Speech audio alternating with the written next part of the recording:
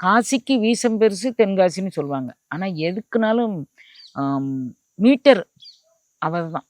அவரை விட பெரியவர்னு சொல்லிக்கலாமே தவிர, ஆ, ஆனா அவர் தான் பெரியவர். அப்போ தென்காசி டு வடகாசி போகுது. இடையில இங்கேருந்து எந்தெந்த ஊர்களில் ஏறுறாங்களோ மக்கள், ஒரு 10 டிக்கெட் ஒரு ஊரில் இருக்கிறாங்கன்னா, சேலத்தில் 10 பேர் இருக்கிறாங்கன்னா, ஈரோட்டில் 10 பேர் இருக்கிறாங்கன்னா, அந்த வழியாகவே அந்த ட்ரெயினை விடுதா மாதிரி ஏற்பாடு பண்ணியிருக்காங்க. சிறப்பு.